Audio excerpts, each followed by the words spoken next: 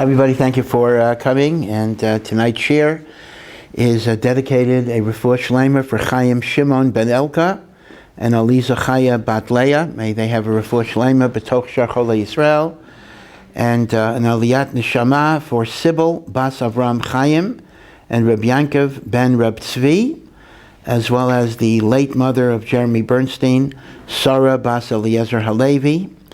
And we have a special dedication by Mitchell and Jeffrey Gezals on the occasion of the 20th Yortzeit this coming Sunday, the 27th of Tammuz, of their father, Mr. Jack Gezals, Rav Yehudah Chaim ben Rav Binyamin. He was a Holocaust survivor who devoted his life to helping Klal Yisrael by his personal involvement in multiple yeshivos, shuls, hospitals, Jewish organizations, and Medinat Yisrael.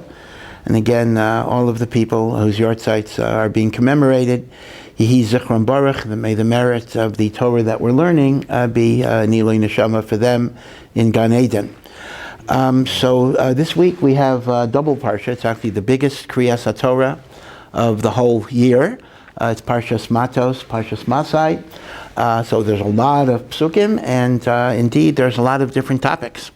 So it's going to be very, very difficult to pick and choose. By definition, we're never able to cover everything anyway, and Kal v'chomer in a week like this, we will not cover everything. But I want to talk a little bit about the 3 weeks and then connect it to the Parshios that we are reading. We know that starting last Thursday, the fast of the 17th of Tammuz, we have 3 weeks of the year, going all the way through Tisha B'Av, in which we commemorate, we contemplate, we meditate on what it means not to have a Beis HaMikdash, and which really means not to have the Shekhinah within us or within our midst, and what we can do to rectify. It's very, very important that it's not just mourning about the lack of a building, it's trying to resolve what we can do to be mitaken, the idea of Chorban. I know that the Talmud Yerushalmi says the following idea: every generation in which the Beis HaMikdash is not rebuilt is as guilty as the generation in which it was destroyed. In other words, you shouldn't think, oh, those generations were so unworthy that the temple was destroyed, we're not righteous enough that we get it back, but we're not as guilty as them. He says, no. Every single day the Beis HaMikdash is not rebuilt, it is as if it is being destroyed. I know that the Lubavitcher Rebbe, it's based on the Yerushalmi, but he used to often mention this teaching in a very graphic way. It would sometimes bring him to tears, often bring him to tears, in which he would say that you have to feel that you're standing in front of the Beis HaMikdash, and it is mamish burning in front of your eyes. We don't really understand that because we never experienced a world with a Beis HaMikdash. But that's what the Yerushalmi is saying. It's being destroyed every single minute that we don't try to rectify the reasons for its Churban. So I want to share with you 3 thoughts relatively quickly from Rav Tzadok of Lublin, the great Rav Tzadok, regarding the idea of the 3 weeks. First of all, he points out, this is observation number 1, or correlation number 1, that just as Pirkei Avos says, the world rests on 3 pillars, 3 positive pillars of holiness: Torah, learning of Torah; Avoda, divine service; and Gemilas Chasadim, acts of loving kindness. So too, we have 3 destructive factors that take Kedusha out of the world. And this is also in Pirkei Avos. This is the statement of Rabbi Eliezer HaKapor. Hakina is jealousy, envy. Taiva is excessive lust for pleasure. And kavod, the need for ego, arrogance, self-aggrandizement. Motziin es ha'adam min ha'olam. They take a person out of the world. And they are the shorish, they are the root of all of the Averos that we do. In fact, Rav Sada correlates the 3 cardinal Averos of murder, Avodah Zarah, Gilui Arayos, sexual immorality, and murder, Shvichas Damim. He correlates it to Kinah Taiva V'Kavod. He says jealousy can culminate in murder very easily. In fact, many murders happen because I'm jealous. Taiva, of course, correlates to sexual immorality. And Avodah Zarah, he says, correlates to Gaiva, because when man makes himself his own idol, he makes himself his own God, self-worship, that's idolatry. And therefore he says, Avodah Zarah, Gilui Arayos, Shvichas Damim are symptoms of deeper character flaws. So I can look at myself and say, oh, I'm not guilty of Avodah Zarah, I'm not guilty of Gilui Arayos, I'm not guilty of Shvichas Damim. Well, maybe you don't have the externalized symptoms of them, but the root causes of kina, jealousy, taiva, lust, kavod, an incessant desire for ego gratification, that's ever present. One has to be very, very vigilant about those midos. They're a cancer that can spread and destroy a person. So Rav Tzadok says, one idea of why our avelos over the Churban, our mourning over the temple's destruction, is spread over the 3 weeks, is because we have to work on these 3 basic character flaws: kina, taiva, kavod. Each week, so to speak, devoted to emphasizing one of those midos. And that's why we understand that Binyan Beis HaMikdash requires that we rectify the temple of ourselves. Remember what the Torah says. When the Torah commands us to build a tabernacle, to build a temple, the language of the pasuk is, V'yasu li mikdash, make for me a sanctuary, v'shachanti bitocham, so I will dwell in their midst. So Chazal say, it does not say, V'shachanti bitocho, I will dwell in it. I will dwell in you. We have to make our heart and our soul a dwelling place for God.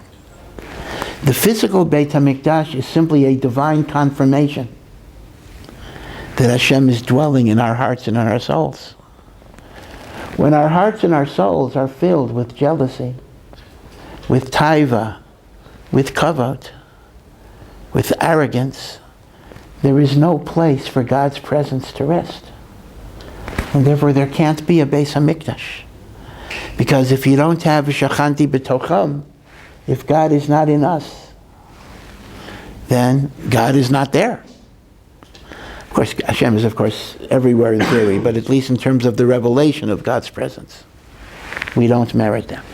So that's correlation number 1, correlating the 3 weeks to a tikkun, a rectification of the fundamental flaws of kina, taiva, kavod, which are the root of all that destroys us, destroys the world, and banishes, I'll say, the manifestation of godliness in the world. Not the essence of godliness, but the manifestation of godliness. So that is, very quickly, ha'ara number 1. Ha'ara number 2, Rav Tzadok focuses on the 3 haftorahs. It's interesting that normally Chazal don't tell you what haftorah you have to read for a parsha. That's why you have different customs. Ashkenazim, Sfardim, Teimanim, Italkim, Chabad has its sometimes unique minhagim. Because as far as the Gemara is concerned, as long as your haftorah is connected to the parsha, communities could choose their own thing. So there is a lot of diversity among communities about haftorahs. But there are a few haftorahs where the Gemara itself says you gotta do it this way. And among them are the 3 haftorahs before the 9th of Av, which are called the 3 haftorahs of Poranias. Poranias means catastrophe or tragedy, followed by the 7 haftorahs after Tisha B'Av of comfort. That's called the Shiva Dinechemta, the 7 of comfort, and that takes you all the way to Rosh Hashanah.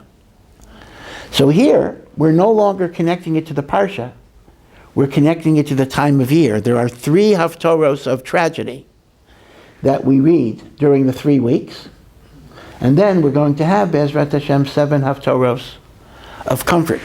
And here, the Gemara does mandate what the haftorahs are. So there'll be no difference between Ashkenazim, Sfardim, Italkim, Yekis, Chabad. We got to follow what the Gemara lays down. And the first haftorah that we actually read last Shabbos is the beginning of the Sefer Yirmiyahu, and it's called Divrei Yirmiyahu, the words of Yirmiyahu. First chapter. The haftorah this week is Perek Beis of Yirmiyahu, and it begins, Shemu Devar Hashem, listen to the words of God. And the third haftorah, which is always the Shabbos right before Tisha B'Av, is from Perek Aleph of the Navi Isaiah, the Navi Yeshayahu, and that begins with the words, Chazon Yeshayahu, the vision of Yeshayahu. And that's why the Shabbos before the 9th of Av is called Shabbat Chazon. By the way, the Rebbe used to say that the reason why it's called Shabbat Chazon is on this Shabbos before Tisha B'Av, every person should try to have a vision of what a Beis HaMikdash would look like and what a world with a Beis HaMikdash would be like. You have to visualize it, because when you visualize it in some way, even though our visualizations may not be correct, that makes it more real to you.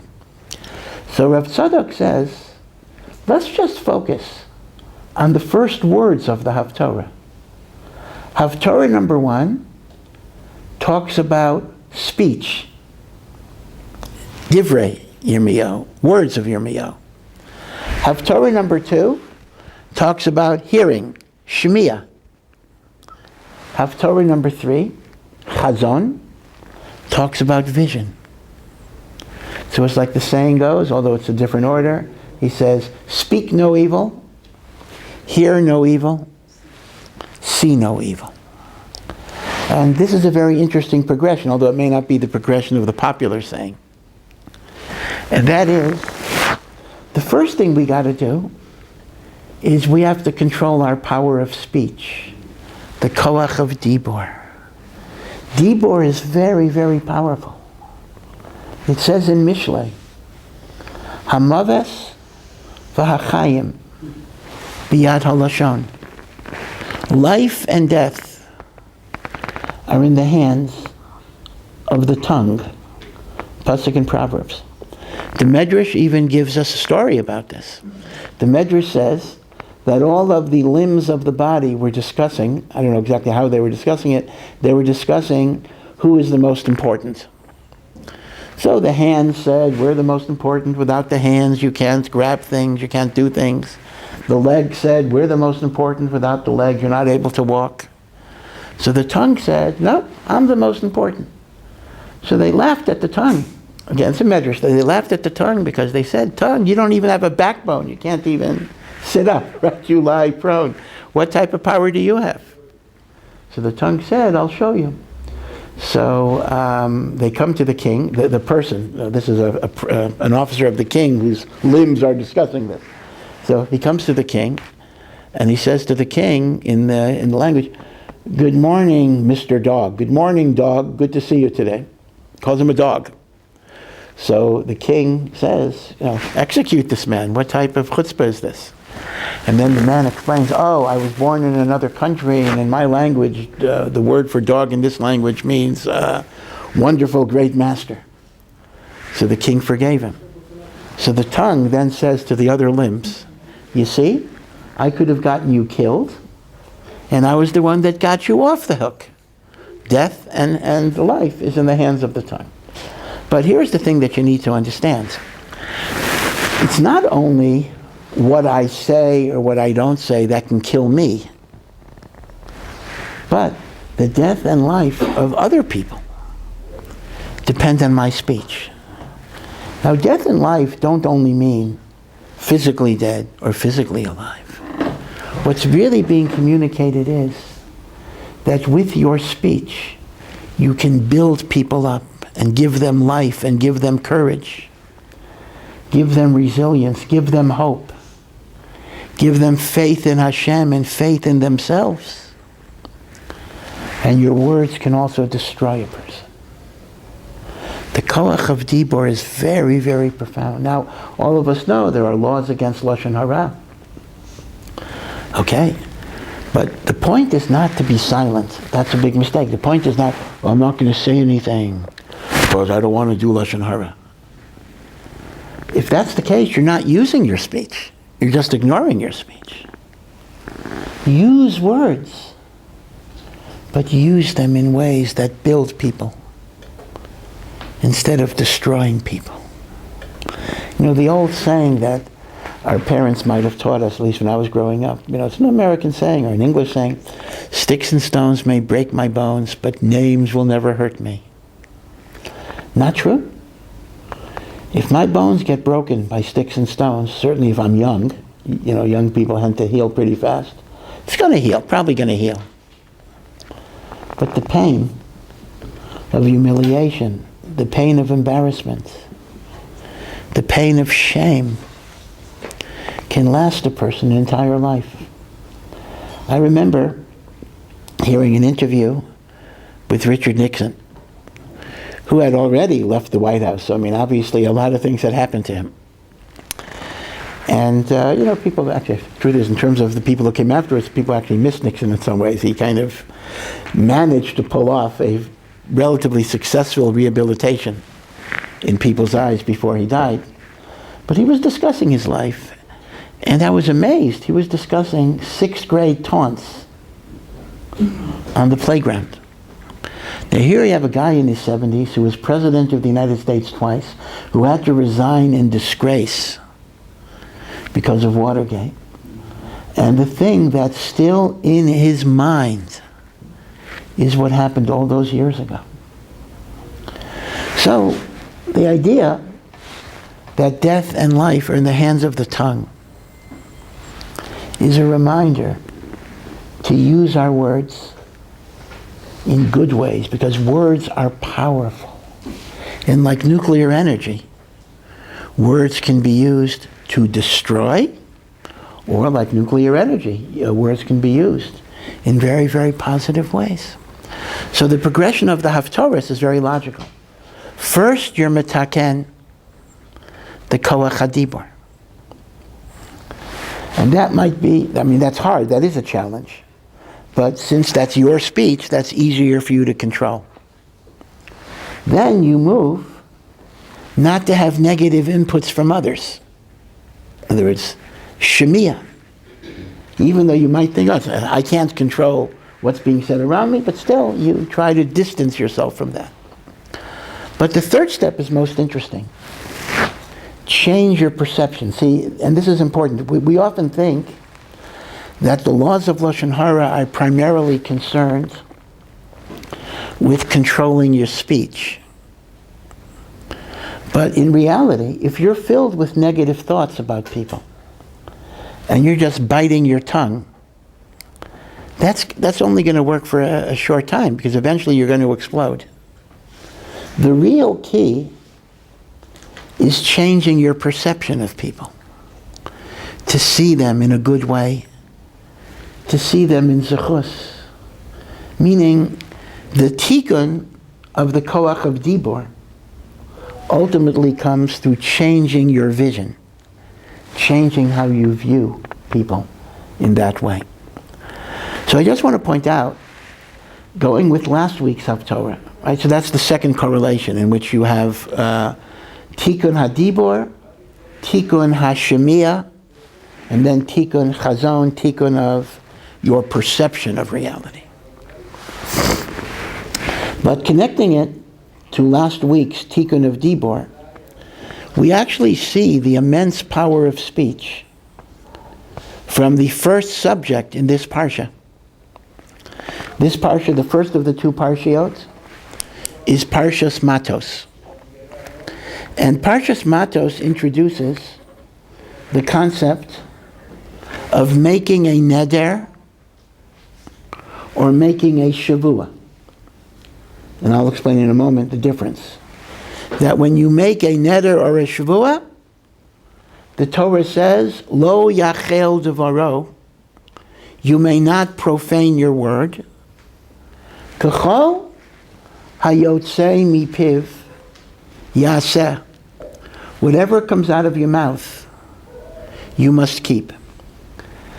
Now, what is the difference between a neder and a shavua? These are two types of vows. I mean, the English translation is a shavua is called an oath. A neder is called a vow. What does that mean exactly? So the Gemara actually says it's linguistically a different way of expressing something. Let's imagine I decide that I shouldn't eat chocolate anymore. But I don't have the willpower just to refrain from not eating chocolate. So I can say the following. A person makes an oath. He says, a person says, I'm just saying as part of learning, so this does not count as an oath, rest assured. I swear that I'm not going to eat chocolate. That's called a shavua. A neder is, chocolate is prohibited to me. So one is expressed in terms of the object, and one is expressed in terms of the person. It might be a semantic difference, but it actually has an interesting halachic difference. Let me give you an interesting, fascinating halachic difference. If a person swears, I'm not going to eat chocolate, it makes no difference if he does it through neder or shvua, he's bound by it. Unless he goes to a beit din that can give him annulment. But let's assume a person swears that they're not going to do a mitzvah. Let's assume a person swears, I will not eat matzah at the Seder. So the halacha is very clear. You cannot make an oath that violates the Torah. Your oath is null and void because you already took an oath at Mount Sinai to obey God's commandments and eat matzah on Pesach. So, if you took an oath in violation of that first oath, the second oath is not binding. And not only that, you committed the sin of taking God's name in vain, because when you make an oath, you make it in the name of God. However, strangely enough, if a person didn't say, I swear I'm not going to eat matzah, a person said, all matzah is prohibited to me, he did it as a neder. As strange as it sounds, a neder is effective, even if it means you're not going to keep Torah. Now, you're obligated to go to a beit din and get the neder annulled. But until you get that neder annulled, you do not eat matzah. Because that's not a direct contradiction. In other words, when I say, I am not going to eat matzah, I'm contradicting the Torah. When I say matzah is usher to me, I'm not directly contradicting. So this semantic difference has some very significant halachic differences. But the larger point I want to make is, what a neder does is, a neder is extraordinary. Because a neder, or a shvua, gives you the divine power to effectively add prohibitions to the Torah. God did not prohibit you to eat chocolate. God did not prohibit you to eat apples.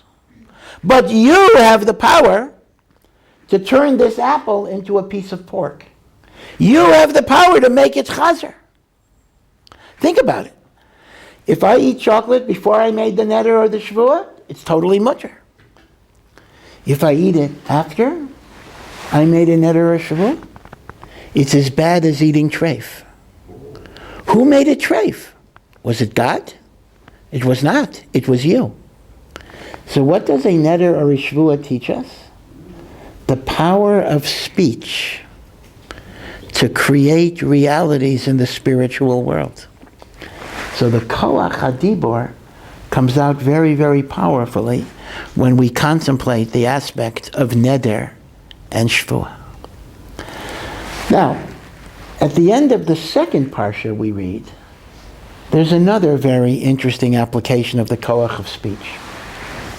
In the second of the parshios, we read about the Ir Miklat, the cities of refuge. What is this? This is a very unique idea, that when people have killed without malice, They've killed inadvertently, but negligently. If it's a total accident, they don't have to go to the Yer Miklat. But they killed in a manner that, to use a modern legal term, we would call it manslaughter, kind of a negligence. They didn't stop at a stop sign. They didn't look both ways. They threw maybe a garbage can out of their merpeset and it hit a child. So you're not amazed. You're not a premeditated murderer who did it on purpose. But you did it in a careless way. So the Torah provides cities of refuge where you can go, and you must go, to be protected from the blood avenger who is given permission to kill you. So if you wander out of the city, he could kill you. But as long as you're in that city, you remain protected. By the way, here too, the Lubavitch Rebbe has a very, very nice point. He was once discussing the idea that in Judaism there really is not a prison system. So for example, if you're a robber, the penalties are financial. We have sacrifices. But the notion of sending somebody to be incarcerated does not really exist. The closest model to incarceration is the city of refuge. Now the city of refuge, it is incarceration in the sense that you're not allowed to leave a city, but it's a whole city. And keep in mind that there's a total of 48 cities that are Arei Miklat. And all of them were Levite cities, meaning there was a regular population. The Yer Miklat was not just criminals. The Yer Miklat were the Levite cities that were scattered throughout the land of Israel, and they would accommodate the people who murdered the shogeg inadvertently.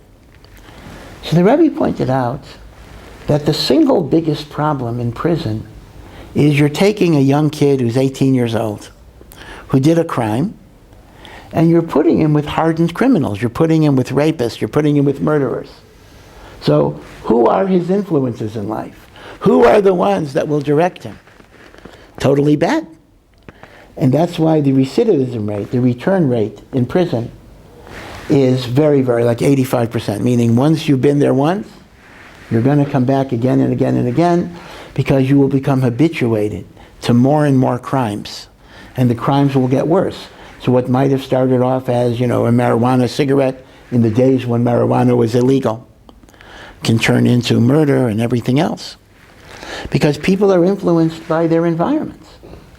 So, here you take the sinner who was careless and callous and indifferent to life, and you remove him from society so he should contemplate his ways and do tshuva. Who do you put him with?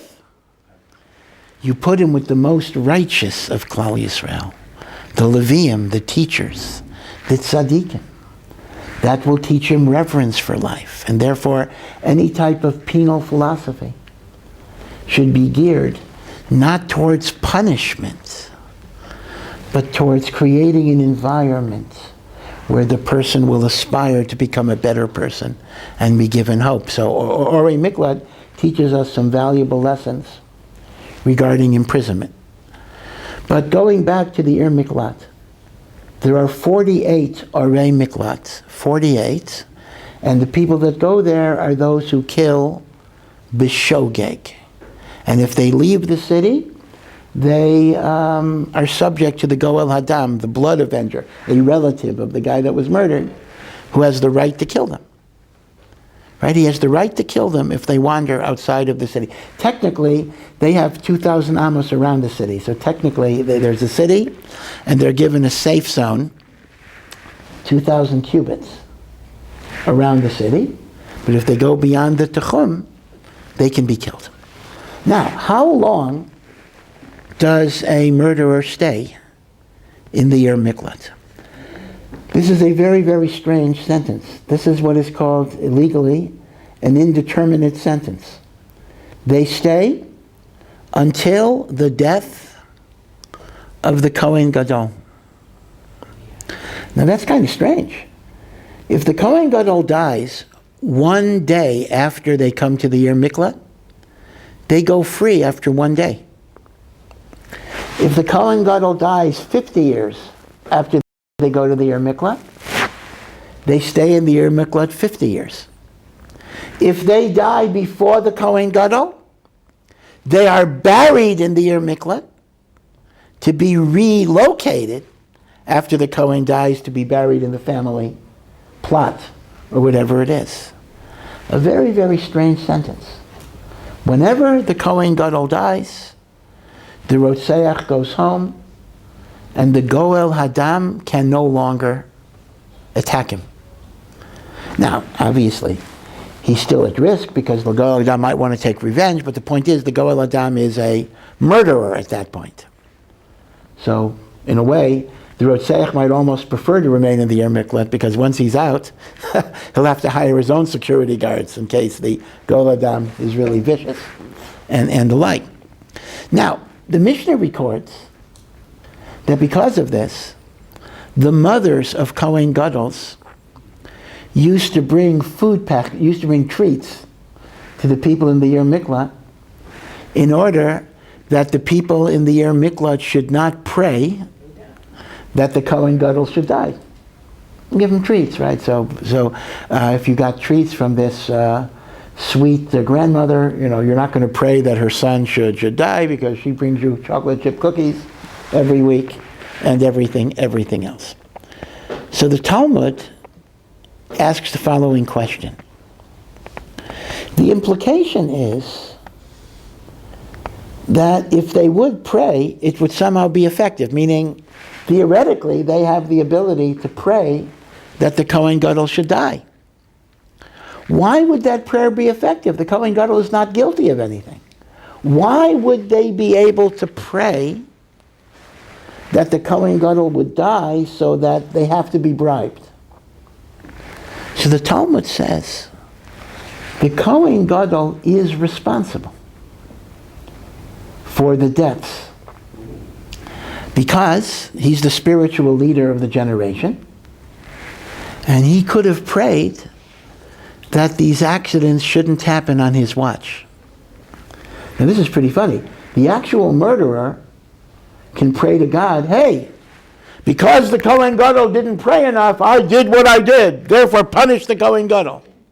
I mean, one might say, hey, you're the guy that didn't look both ways. But he could have prayed that I should look both ways. And that's why the Kohen Gadol is vulnerable, because he should have prayed. Now, let's ask ourselves the following question. This is a little bit complicated. If we would be talking about earthquakes, tsunamis, natural disasters, you can pray that God should not bring natural disasters. But here we're talking about human sin. In other words, every Rotzeach committed a sin. He didn't look. He didn't care. Now, your decision to be careless, unthinking, negligent, is a function of your free will. Now, don't we have a klal? Everything is in the hands of heaven, except the decision to fear God. In other words, I shouldn't be able to pray that you don't do sins. I mean, can I pray that somebody become a tzaddik? Can I pray that somebody do tshuva? Can I pray that somebody not be careless so accidents don't happen? One might have thought that such a prayer could not be effective because that impinges on the free will of people. But if indeed the Kohen Gadol is expected to pray that people shouldn't commit these sins, apparently the power of prayer, word, speech, is so powerful that it can even override the principle of free will. And in other words, to put it practically, you can pray that somebody can do tshuva. You can pray that Hashem should help a person to be righteous. You can pray that somebody make the right choices in life. That's the koach of tefillah, the koach of speech. The koach to change the spiritual DNA of the universe, which is a function of Bechira. This is what the Chazon Ish says. So people ask, can I pray that members of my family do tshuva? According to the Chazon Ish, you can. You can. Hashem will inspire them, or might inspire them. In fact, it's interesting, the Gemara in Kedushin has a fascinating story about, again, it's hard to understand how literal we take these stories, that there was a ruined building, a ruin in a city that was inhabited by a very terrifying seven-headed demon. And people were afraid to walk by the city, walk by the building, because the demon might destroy them. And they didn't know what to do because they were terrified at night, especially, to walk outside. So Abaya gave them an idea. He said, you know, there's going to be a great rabbi coming to town, and he's going to need lodging, and everybody should deny him a place to stay. So he's going to be forced to sleep in that building, and I'll tell you for sure, he'll take care of the demon. So this great rabbi came to town. He needed a place to stay. Everybody said, we don't have room, but there's that abandoned building there, you could sleep there. So unbeknownst, he didn't know there was any demon there, so he sleeps there. And this big demon comes and tries to attack him. And every time the demon approaches, the great rabbi utters a prayer, and one head of the demon, it's a seven-headed thing, one head gets lopped off, and he does it 7 times, and the demon is dead, and the city is liberated, and everything's great. So the next day, the rabbi's a little annoyed. He comes to Abaya and he said, you know, you could have killed me in there. What's going on? So Abaya said, I had confidence that your power of tefillah could overcome the demon. I was so sure of that, I knew I wasn't putting you at risk. Okay. But the Marsha asks the following question.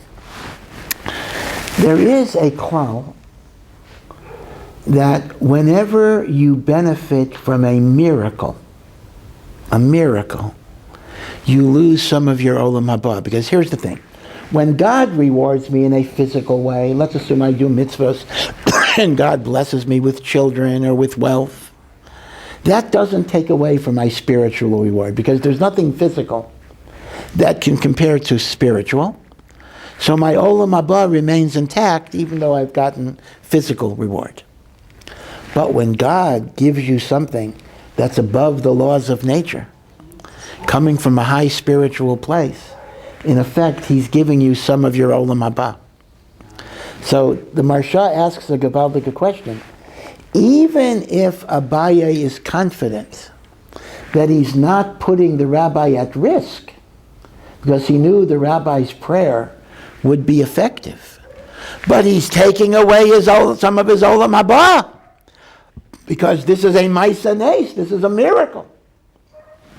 So the Marsha answers, you know, that which you get through prayer is not miracle, it's nature. It is God's natural law that prayer has a certain power to do things. And therefore the rule that you lose your olam haba when there's miracles doesn't apply to what God gives you through tefillah. Very, very fascinating, because tefillah is called teva. It actually reminds me of a story.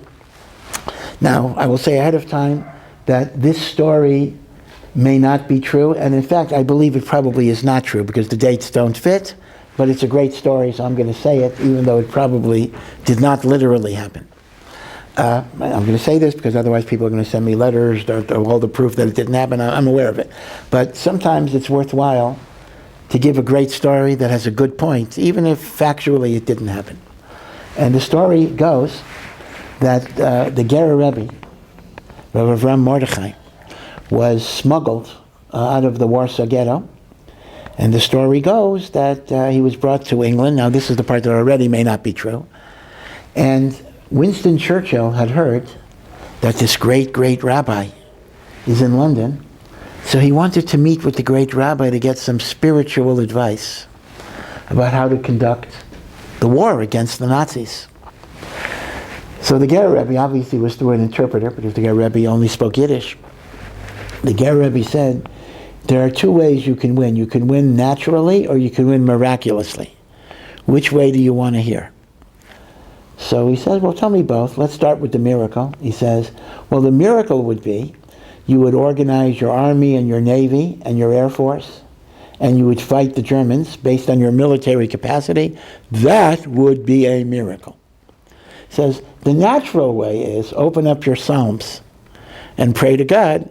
That would be the natural way of winning. The other way would be the supernatural. And you can't expect your supernatural way is going to win. Again, did the Ger Rebbe ever meet Churchill? I actually don't think so, but who knows? You don't know. There could be all sorts of meetings that we're not always aware of. Right? So that, once again, is an illustration of the power of speech. But now I want to say a little bit about the third point. Remember, I said there were 3 points about the 3 weeks. The first point is kina, taiva, kavod, jealousy, lust, honor. The second is the haftorahs, to rectify speech, rectify hearing inputs, and rectify perceptions of reality. And the third is Rav Tzadok wants to point out, we know when it comes to Pesach, right, we have the mitzvah of the 4 cups of wine, because there are 4 lishonot of redemption. V'otzeisi, I will take you out, Hashem says. V'itzalti, I will save you. V'goalti, I will redeem you. V'lakachti, I will take you unto me for a nation. And because of these 4 terms of redemption, we celebrate the 4 with 4 cups of wine. There's also a 5th language, I will bring you to the land. But that's not going to be fulfilled until the coming of the Mashiach in its fullest sense. And that's why we have Eliyahu's cup, because Eliyahu will announce Mashiach. And when Eliyahu comes, we're going to drink the 5th cup. Right now, we have it on the table to remind us of Mashiach. And Emir Hashem, even by next year, we're going to drink that cup, the cup of Eliyahu Hanavi. So Rav Tzadok wants to point out that in a sense, just like those of you who remember old-fashioned cameras, so you had photographic negatives. Many of you might have been born after those cameras became virtually extinct. But you have the picture, you have the negative from which the picture is constructed. So too, in a sense, the 3 weeks, Shivas Arba Tammuz and Tisha B'Av, are the spiritual negatives. Because if the 4 Lashonot of Geula and the 5th Lashon is the progress towards redemption, Shivas Arba Tammuz, the 3 weeks and the 9th of Av, is the regression away from Hashem.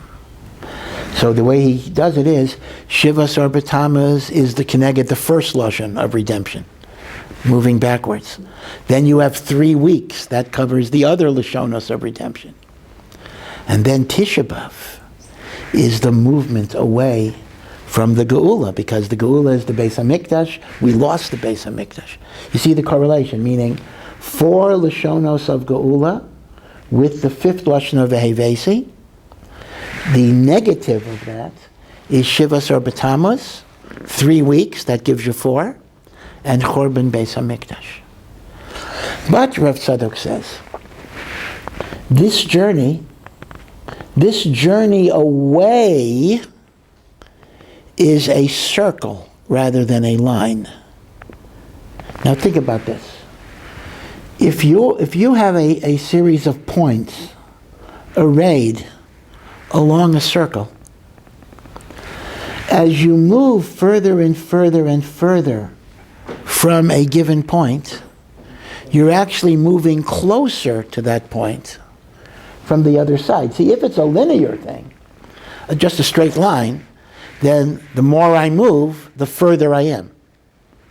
But if you're moving along a circle, the further you are, the closer you become. So Rav Tzadok says, in reality, Shivas Arba Tammuz, the 3 weeks on Tisha B'Av, which signify our distance from God, is actually a tremendous opportunity for closeness to Hashem. The old saying in English, I think it's from Shakespeare, who some claim, by the way, may have been Jewish, but okay. And that is, absence makes the heart grow fonder. As we become aware of how far we are from Hashem, our hearts yearn to be connected. And in that yearning to be connected, which is reciprocated on an infinite level, there's a tremendous closeness. The closeness of the two lovers thinking about each other, wanting to be connected, can create a level of closeness that might even be greater than when we have the Beis HaMikdash. When we have the Beis HaMikdash, we could take even that for granted. So therefore, Reb Tzadok says, the correlation of Shivas or B'Tammuz, the 3 weeks, and Tisha B'Av, to the 4 Lashonot of Geula and Vehevesi, that 5th term, is not simply in the nature of opposite, but in fact, it's a way of getting there in the alternative route. It may be a much longer route. You're moving away, but in the distance lies the closeness. The great Rav Hutner was, when he came to Eretz Yisrael towards the end of his life, he was asked, somebody asked him, was there anything he missed about living in Chutz La'aretz? I'm not sure why they asked him that question, but they asked him that question. Hey, do you miss anything about Chutz La'aretz? So he said, yes, there's one thing I miss. I miss the yearning to come to Eretz Yisrael, because I'm here. And the truth of the matter is, I think this actually resonates with many Olim, maybe most of us, at least on bad days, and that is, you dream and you dream and you dream of coming here. Oh, I wait every day. And then you come here, and life has its frustrations, the buses, and it's hot, and every time, at least initially, every time you go to the bank, it seems to be closed. I remember years ago. Now it's become a little bit more westernized, but in the olden days, everything was closed in the afternoon. There's everything, like nothing was open in the afternoon. So there were like dozens of times, I needed to do something, and I couldn't do it. So a person doesn't have that same joy. You get habituated. You live in Yerushalayim. Generations yearned to be able to even just see a little or touch the dirt of Eretz Yisrael.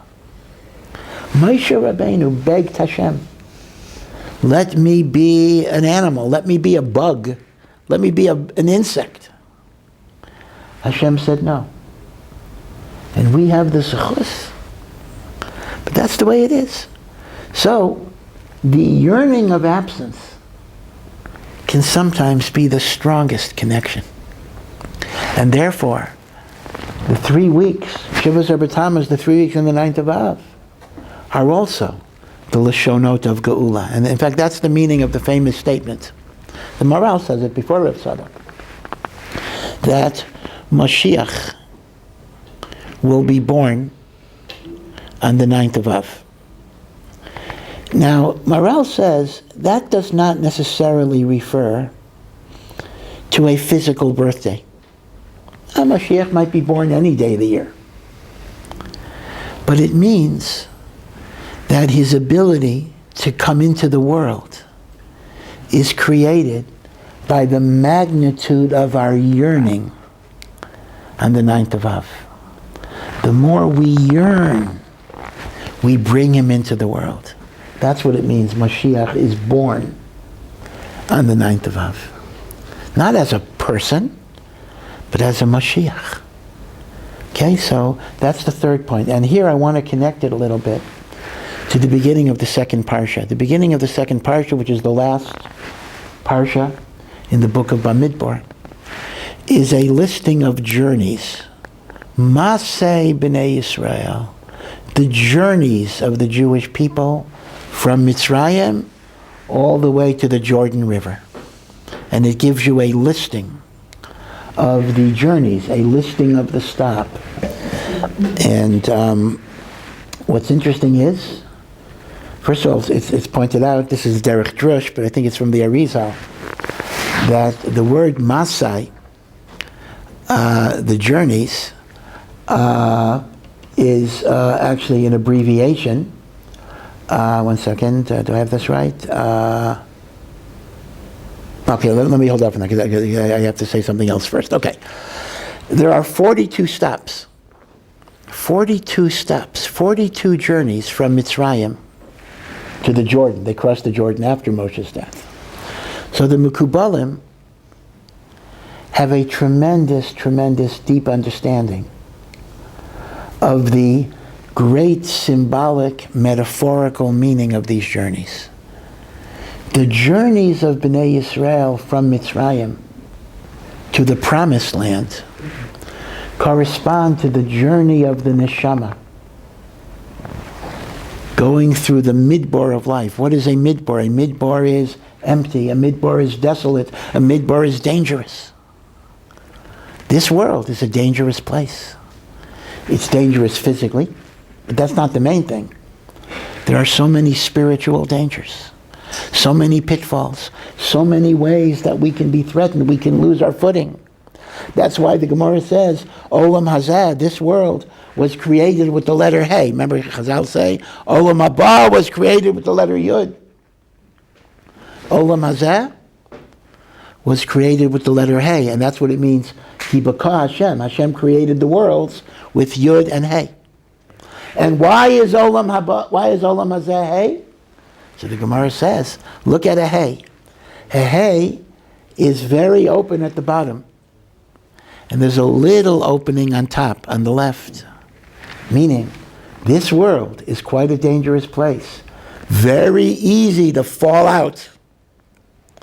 Much harder to get back in through tshuva. The opening of tshuva is small because it takes work. It takes effort. To fall is very easy. So this world is a midbar. But the 42 stops represent cities of refuge that protect you in the midbar. Let me just clarify something which I should have said before. If you remember, maybe you don't, I said there were 48 cities of refuge. Let me clarify that. The 48 cities of refuge actually fall under two categories. There are 6 super Orei Miklat and 42 secondary Orei Miklat. What's the difference between super Orei Miklat and secondary Orei Miklat? So the Gemara explains that the super Orei Miklat protects you even if you didn't even know you were in an ear miklat. Let's imagine you have a Rotzeach who's running away from a Goel Adam that's pursuing him. And the Rotzeach happens to land in a place. He doesn't even know where he is. And the Goel Adam kills him, God forbid. Well, if it's a super Orei Miklat, the Goel Adam is guilty of murder because these cities protect you even without knowledge. On the other end, in the other 42 cities, you had to know you were in an ear miklat. So we typically, instead of talking about 48, we typically talk about 6 and 42. Now, for a reason I will explain, the Masa'ot, the journeys, are 42. I'll explain why we don't bring in the other 6 in a minute. So what is the metaphor? The Jewish people left Mitzrayim, and they had 42 stops on the road till they got to the Promised Land, till they got to the Jordan River. So too, we, as we go through the difficult and dangerous desert of our lives, Hashem gives us Orei Miklat, cities of refuge that protect us, that shelter us, that give us strength. And those cities of refuge are the Torah, the mitzvos, the Jewish home, the Beis Knesset, the mikveh, the Beis HaMedrash. They are Irei Miklat, in which we can get safety from forces that would otherwise destroy us physically. And that's why the number 42 corresponds to the 42 Ari Miklat. And it also corresponds to a special divine name of 42 letters and the like. Now, the only question you'll ask me is, given the fact that there were in reality 48 Ari Miklat, why do we only use the 42? Because the answer is this. The 42 cities protect you only when you have conscious awareness. So what the Torah is teaching me is, in order for your Torah and your mitzvos to protect you, you can't be a sleepwalker. You can't just do them and go through the motions. You need conscious attention. Right? In the Sefer Tanya, the Alter Rebbe brings the passage of the Zohar that says, Avas Hashem and Yiras Hashem. Love of God, reverence of God, are the Trei Gadfin. They are the two wings, like a bird, that bring your mitzvahs to Shemayim. Now again, the Alter Rebbe made the point, it's not enough to have Avos and Yiras Hashem if you're not doing the mitzvahs. He says, because wings without a bird also doesn't give you anything. This is actually a very critical point. The Alter Rebbe was very insistent. You got to do the mitzvahs. In other words, inspiration is not enough. But you have to augment your mitzvahs with thought, with feeling, with passion. What do they tell? They tell the famous story about the Baal Shem Tov, that he once went into a shul. And he said about the shul, this shul is so crowded with Torah and mitzvahs that I can't even move. So the people of the shul thought he was complimenting them. Oh, well, Baruch Hashem, He says, yeah, there's no Avas Hashem, there's no Yiras Hashem, so all your mitzvahs are on the floor here. They didn't go up to Shemayim. He said, the Zohar says you need Avas Hashem and Yiras Hashem are the wings that bring it up. So that's why we correlate it to the 42, because the 6 help you even without consciousness. But the way stations that we have in our life require consciousness, require thought. That really was one of the great contributions of Chassidus. Again, they didn't invent it. Nothing, you have to understand, nothing is ever invented. If somebody were to invent a new system of religious belief, we would simply say it was wrong. But in our Chazal, in our Kabbalah, in our Masorah, there are many, many, many different ideas. And in some generations, certain ideas come to the forefront, and others are receded. So all of the different legitimate movements in Judaism are simply bringing to the fore ideas that may have been neglected. So the Baal Shem Tov certainly did not invent Avas Yisrael. I mean, obviously, this is in the Torah. But there were tekufot where certain things were not emphasized. And the great, great Gedolim bring certain ideas forward in that way. So the notion of Avat Hashem and Yirat Hashem was certainly not invented by the Baal Tanya.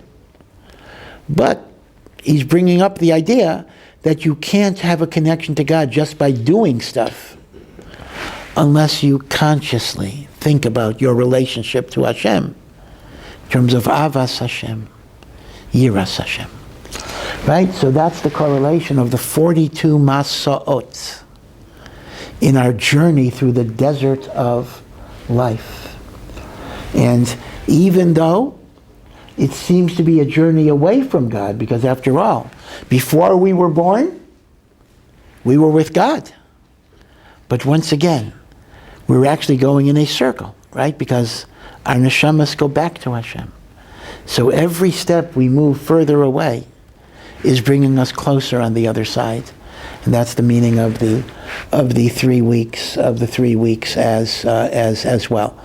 Now, one other point about the number 42 that's very significant, and that is the 3 weeks are comprised 21 days.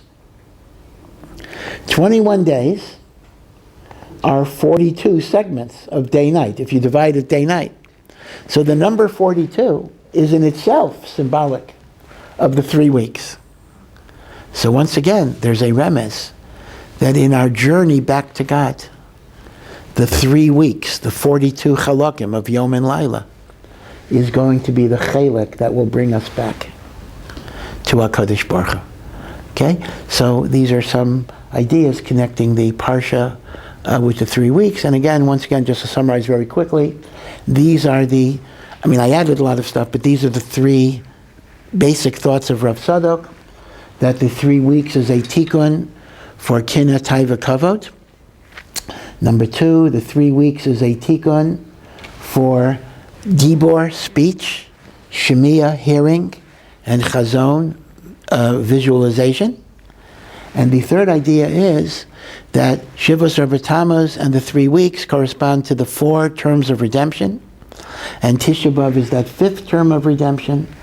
And even though they seem to be negatives, the opposites, in fact, it is the journey that brings us back to God, and that could be seen in the 42 Masa'ot, back to God, to the Promised Land, which is 42, is the dividing the 21 days into those 2 Chalokim, right? So these are Ramazim. Again, obviously, we have a general rule, Ein HaMikra Yotzei Midei Pshuto, that certainly Psukim always have their plain meaning. So obviously, the Torah is describing journeys in a literal way, but the Mekubalim always understand in any list, especially, you'll find this very much, the Mekubalim are very, very attuned to the types of things that we otherwise don't think are that important. Lists of names, lists of places, genealogical lists. We tend to skip them out, whether just a list. They see in these lists the deepest secrets of the Torah. In fact, the deepest part of the Zohar, called the Yidra, is based on a list in Parshas Vayishlach of the 8 kings of Edom, the 8 generations of kings of Esav. And the Zohar looks at that as the whole key to the sod of the breaking of the kalim, etc. So the less important it may appear to our superficial reading, the more significance it usually has. So again, I want to wish everyone well, and B'ezras Hashem, may we be zoche to the Binyan Beis HaMikdash, b'mei Ravi Yameinu.